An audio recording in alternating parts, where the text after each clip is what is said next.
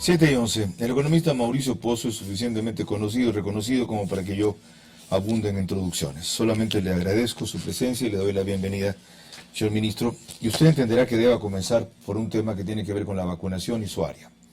¿Cuánto se le ha pagado a Pfizer? La última vez que hablé con Juan Sebastián Roldán sobre ese tema, seguramente más de un mes, dijo que entre 10 y 20 dólares es el precio de la dosis y que ya se habían pagado 4.100.000 dólares, algo así. ¿Cuánto se ha pagado? Porque no logramos entender a qué se debe que bajaran, más allá de los problemas de producción y la sobredemanda que hay, el ritmo de entrega, que eran 8.000 cada 3 semanas, lo hayan tomado recién la semana anterior a 16.000. Y una de las sospechas, y solo puedo decir eso porque no hay información, es que ustedes no han pagado. ¿Cuál es la realidad? Bienvenido. Buenos días, gracias Carlos por la entrevista. Simplemente como antelación a lo que usted acaba de decir, si hay algún sector que tuvo prioridad el año anterior en el presupuesto del Estado fue el sector de la salud.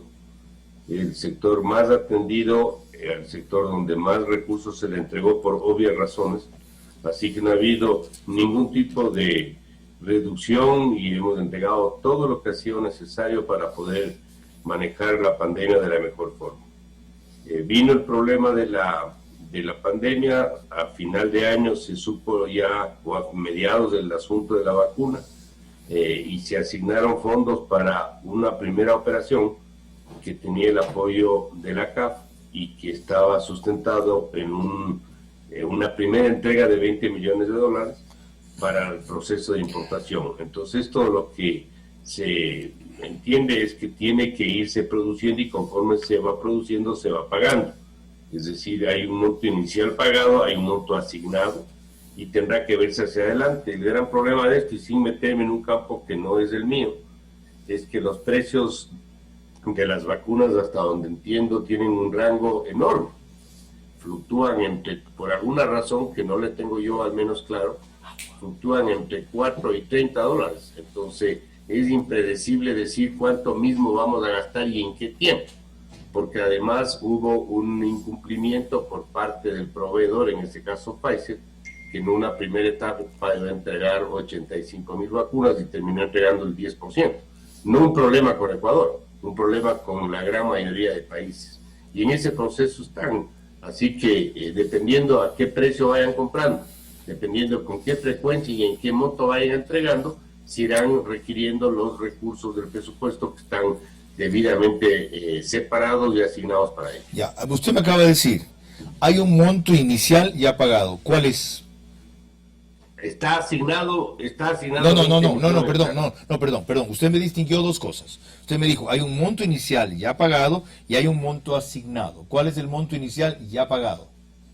El pagado es más o menos 5 millones de dólares. Okay. Pero esto, recuerde, nosotros lo que hacemos es procesar el pago. Nosotros no, si no obedecemos lo que nos piden los ministerios o las entidades que mantienen cuenta. Nosotros solo procesamos los pagos en función del presupuesto y la liquidez. Procesar los pagos significa pasarlos a salud para que salud pague.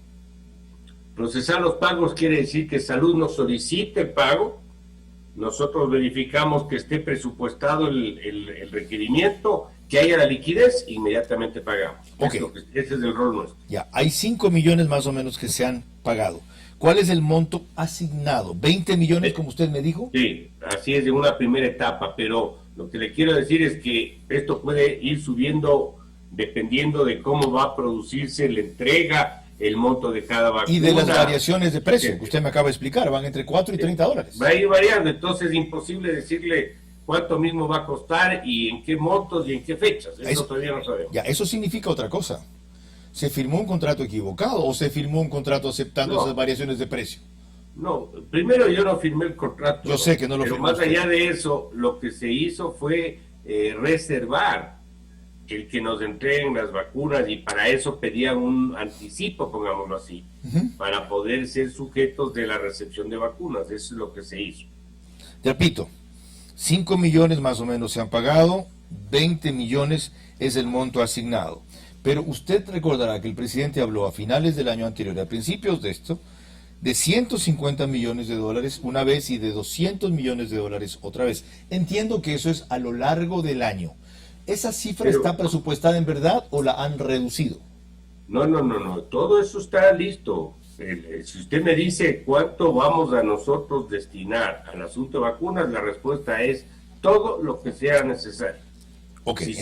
Si llegamos a los 200, pues serán los 200 millones. Si es menos, es menos. Economista, para que quede claro, la provisión de vacunas, la dilación en la entrega y el incumplimiento de la Pfizer por razones de producción, según ellos, en estas 3 semanas, no tienen que ver con que ustedes no han pagado a tiempo, sino con que ellos tuvieron todos estos líos que acaba usted de describir. Aquí hay un problema de oferta que se llama, Carlos. No es un problema de platas. No porque la plata nos esté sobrando ni nada más lejano a la verdad. Pero eso ya está reservado, como le dije, y por eso le puse como antecedente. Si hay algún sector prioritario a uno para el gobierno y para el manejo del presupuesto del sector de la salud, en eso no es que atemamos. Y si tenemos que reducirle a alguien, lo vamos a hacer. Peor todavía, si en efecto es así, si ustedes lo anunciaron así, ¿por qué nos han visto la cara a nosotros? ¿Por qué con Chile no pasa eso? ¿Por qué con Colombia no pasa eso? Más allá de que son economías de otra dimensión y están en una crisis distinta a la nuestra. Creo que no es una pregunta realmente para mí, Carlos. Yo no manejo ese proceso. Yo no estoy acargado de las políticas de salud del gobierno. Lo que sí le puedo decir es que se han ejecutado las acciones que fueron necesarias, se hicieron las aproximaciones con todas las proveedoras de la vacuna, se firmaron contratos o compromisos de compraventa, si vale el término, y hubo un incumplimiento, y lo que se está tratando es de normalizar esto hacia adelante. Hasta ahí puede llegar mi comentario sobre este tema. Ya, aclarado eso. Lo que usted sí maneja es la ley de defensa de la dolarización, como se le ha llamado, que son reformas al Código Orgánico Financiero. Tras este resbalón en la Asamblea, usted dijo que están en stand-by porque esto se ve afectado por el periodo electoral. Noticia, eso no es ninguna novedad, lo sabían antes de mandar el proyecto. Si van a seguir con esa lógica, usted y ustedes, de frenarse estos 90 días, porque todo está afectado por el periodo electoral, después será que no sabemos quién gana la segunda vuelta. Cuando ganó el de la segunda vuelta, que tiene que haber una transición, porque va a haber un cambio en la dirección inevitablemente. Después, que no quieren ser indelicados. Entonces mejor váyanse pues de estos 90 días, y resulta que porque hay periodo electoral no van a hacer lo que usted mismo dijo que debían hacer, y más bien esa ley, esos principios deben nutrir el debate electoral. Le pongo otro ejemplo.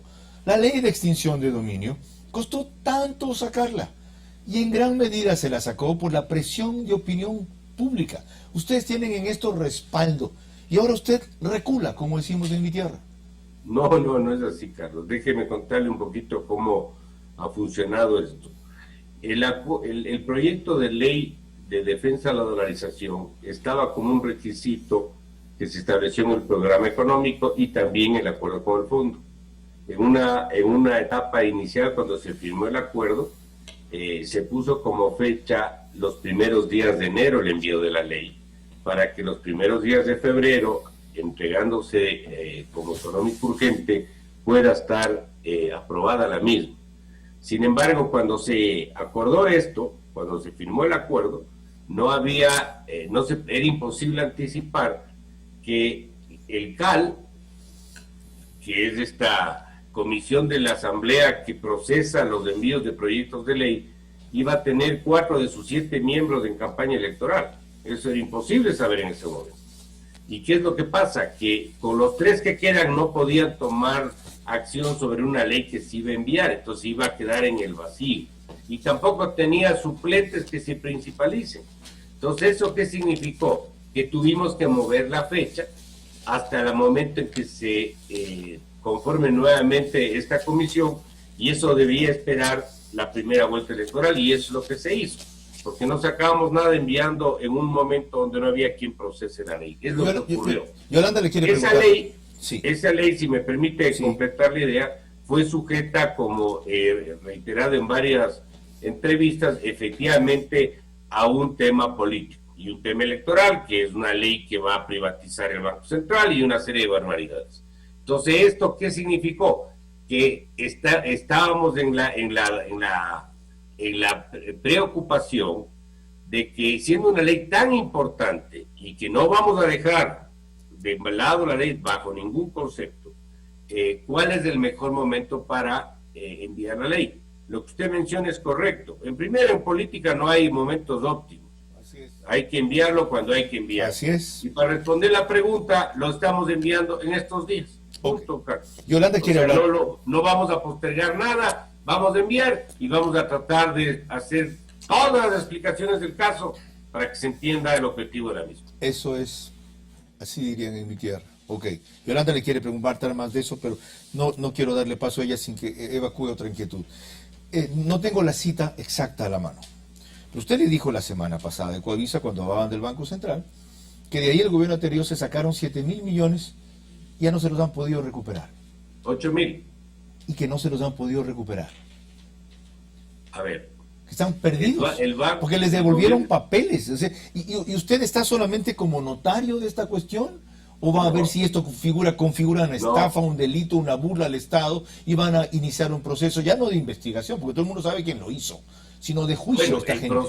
El proceso de investigación de esa alteración del manejo de las reservas, porque alteró un proceso constitucional de manejo de seguridad. Así es. Eso es en las instancias que se encargan de eso no es mío.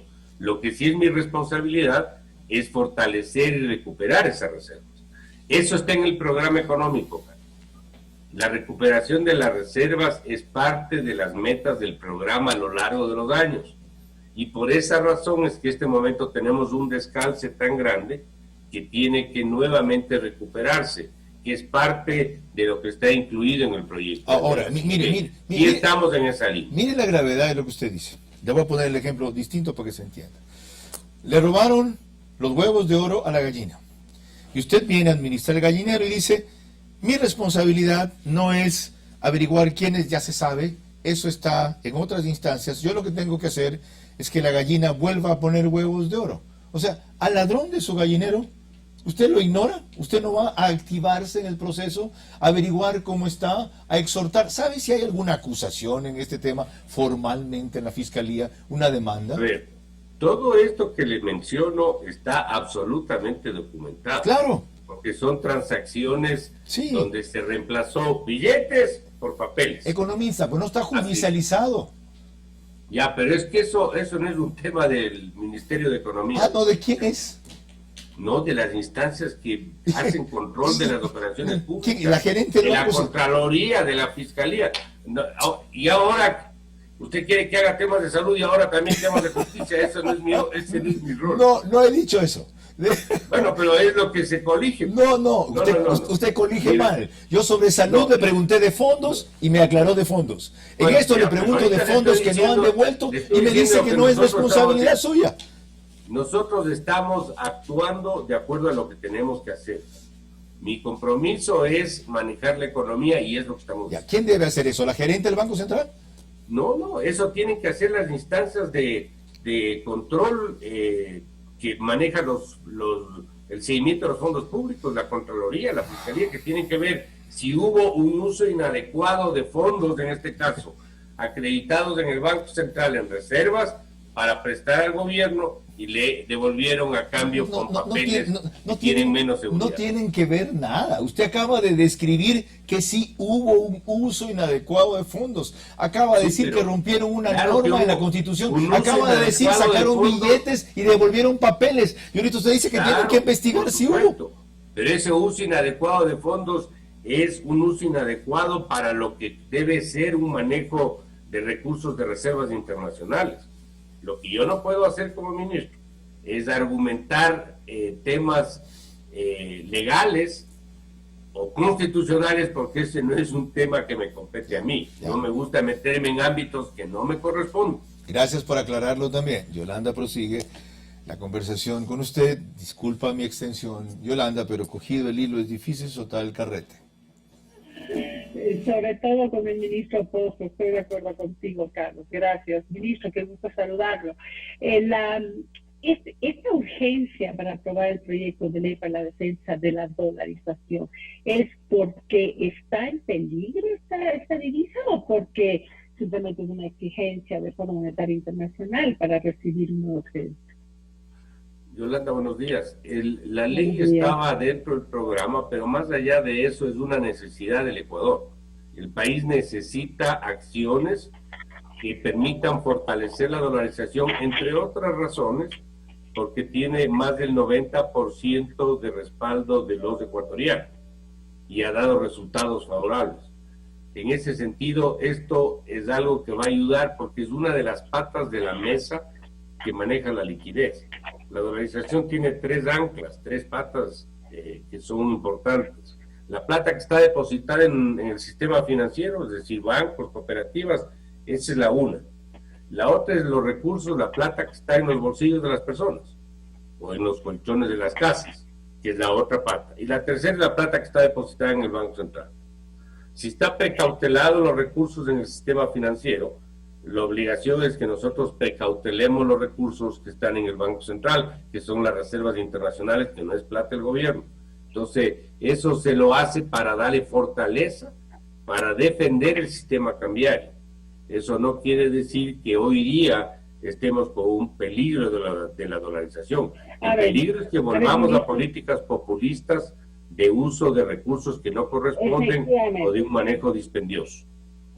Efectivamente, ha habido 4 años para precautelar estos recursos del Banco Central. Sin embargo, a raíz de un pronunciamiento desde que fue precandidato, uno de los que ahora son candidatos finalistas, que empezó a hablar de echar mano al Banco Central. Y hoy Rafael Correa sigue defendiendo que hay que entrarle al Banco Central porque ese dinero en dolarización no debe estar, digamos, dentro de un fondo, sino que debe estar para reactivar la economía. No es coincidente entonces de que ahorita exista esa urgencia por la aprobación de esta ley. ¿Así lo están entendiendo las personas de la Asamblea, los asambleístas? Nosotros estamos haciendo lo que hay que hacer, Yolanda. Cómo lo quieran interpretar o cómo lo quieran ver algunos asambleístas es realmente problema de ellos. Esto necesita el país. Y es precisamente para evitar que se vuelva a los excesos del pasado. Aquí hay que entender que o no se entienden las cosas, o si se entienden, no se quieren aceptar. El Banco Central no es un banco comercial, no es un banco que recibe depósitos y presta a los que considere que debe prestar. Ese no es el rol del Banco Central. El Banco Central es un banco de administración de reservas, que se llama. Es decir, recibe plata, en este caso ¿de quién? Recibe plata de la gente a través del sistema financiero y que los bancos depositan vía encaje en el Banco Central. Recibe plata ¿de quién? Del Seguro Social, es decir, de los afiliados a la Seguridad Social. Recibe plata de los gobiernos seccionales, de los municipios, de las prefecturas. Esa plata que no es del gobierno tiene que ser precautelada y manejada con principios de seguridad por parte del Banco Central. Por lo tanto, no puede el Banco Central tomar esos recursos y empezar a prestar como que fuera un banco comercial. Ese no es su rol, no le compete, porque estaría de alguna manera apropiándose de fondos de alguien para darle a otra persona. Es como que usted quiere dar un bono y quiere utilizar la plata en las reservas, es como que usted se apropia de la plata del vecino de la izquierda para regalarle al de la derecha porque usted considera que ese señor o esas personas necesitan. Eso no se puede hacer, este no es el rol del Banco Central.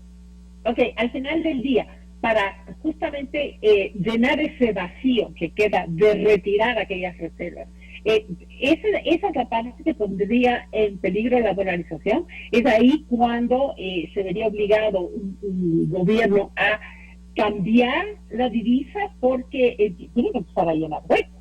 Y tiene que empezar a llenar huecos con dinero que pueda emitir, que no sea una divisa extranjera. Fíjese, le voy a poner un ejemplo que capaz ilustra esto. Imagínese que usted tiene plata en un banco y tiene $1,000 de saldo en la cuenta y usted le gira un cheque por los $1,000 y el banco le responde, no le puedo dar los 1,000 porque ya esa plata le di al señor de allá. ¿Qué hizo el banco? Utilizar inadecuadamente su plata. Si los clientes del Banco Central, que son las personas que le eligen, los clientes de los bancos, los afiliados de la Seguridad Social, los gobiernos seccionales, le giran un cheque al Banco Central, el Banco Central le va a decir, no tengo la plata para devolverlo, porque ya presté, ya entregué de una u otra manera. Bueno, eso no puede hacer. Y eso es precisamente lo que se quiere precautelar para que cuando tengamos calzadas las obligaciones, es decir, que todas las obligaciones del Banco Central estén respaldadas por reservas internacionales, después de eso se puede entrar en una discusión de excedentes. Mientras eso no se cubra, es imposible utilizar esos recursos. Ese es uno de los corazones de la ley. Si esto es tan importante, hay un proyecto de ley para la defensa de la dolarización que ustedes enviaron a la Asamblea. ¿Por qué no hubo conversaciones previas para conocer cuáles podrían, a priori, cuáles podrían ser las dificultades, en vista de que, según el CAL, los problemas son de forma, ni siquiera son de fondo? Y por eso se les devuelve al Ejecutivo nuevamente. A ver, se han hecho... Bueno, hemos conversado, no es que no hemos conversado. Yo he conversado con líderes políticos, con asambleístas de algunos sectores políticos y les he explicado el contenido de la ley, el espíritu de la ley, y estoy dispuesto a hacerlo las veces que sean necesarios, igual que el resto del equipo. Aquí hemos participado no solamente el Ministerio de Economía y su equipo, ha estado el Banco Central, ha estado la Superintendencia, ha estado la Junta de Regulación. O sea, hay muchos técnicos que pueden aportar en esta dirección. Eso lo hemos hecho. Pero lo que ocurrió, Yolanda, es que se envió el proyecto de ley y ahí se registraron errores de forma, no de fondo. Porque eso recién llegó y al poco... Y aquí se decide de forma, no de fondo, exactamente. Eso sí, es lo que dijo son temas de forma, entonces sustitúyase, reemplácese el artículo tanto del capítulo no sé qué, y no estuvo de qué ley, por decirles, me estoy inventando el ejemplo. Entonces ese tipo de cosas, y por lo tanto se volvió, eso ya está totalmente arreglado, y lo que estamos esperando es el día que lo vamos a hacer, como dije al principio, en los próximos, el envío de la ley. Muy bien, suerte con aquello y regresamos con Carlos. Economista, para agradecerle y hacerle una última interrogante. Usted habló de que dejaría 3 borradores listos al menos de reformas. La social, la tributaria, la social se entendía que es seguridad social, la tributaria y la económica. Los tiene ya. ¿Qué va a hacer con esos borradores? Los tenemos bastante listos, unos más que otros, yo les diría prácticamente definidos. ¿Y qué va a hacer? Faltan algunos detalles. Es tributaria, es pensional y es laboral. ¿Qué va a hacer? ¿Qué va a hacer? ¿Se los va a guardar para dárselo al próximo gobierno? Vamos a entregar, Carlos, a el presidente electo, el que resulte electo. Vamos a tener ahí un equipo técnico de respaldo para que puedan de alguna manera socializarlo, de alguna manera difundirlo, y que obviamente el siguiente gobierno ojalá pueda empujar estos proyectos de ley, porque esto necesita el Ecuador. La seguridad social está absolutamente insostenible, pues si sigue una ruta donde está. Sí. Se requiere una reforma laboral y se requiere una reforma tributaria. Ya, mira, a propósito... Pero es obviamente el momento actual el menos idóneo para que el mismo gobierno busque empujar esto en estas coyunturas. Ahí sí estoy de acuerdo, es otra cosa, de acuerdo. Ahora, usted mencionó la seguridad social, eso me hace pensar en Jorge Guatet, y de Jorge Guatet en la mesa chica que se va a recomponer. Si lo invitan a ser partícipe de la mesa chica, que ese es este grupo de análisis diario con el presidente para tomar decisiones, en donde a mi juicio debe estar lo económico.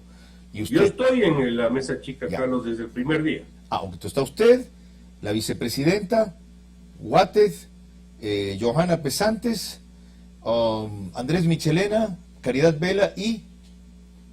el ministro de Defensa. De la Política, Gobierno, El ministro de la Política, el secretario del gabinete. que ya no está ni lo van a reemplazar. Ya, Esos son los que participamos en la mesa chica, así bueno, es. bueno, ¿y van a gobernar estos 90 días? Pero, Carlos, todas las demostraciones, al menos que se están haciendo, de entregar esta ley para el siguiente, de buscar la ley del que estamos discutiendo del COMIR, de buscar avanzar en lo que más se pueda en el convenio que hicimos con el DFC de los Estados Unidos. Todo eso es hacerlo hasta el último día, y nosotros vamos a trabajar hasta el último día. Yo voy a hacer todo lo que necesite hacer hasta el día en que me toque retirarme del gobierno. Por parte suya, sí. Contagia a los demás. Muchas gracias, economista. Mauricio Pozo, ministro de Finanzas.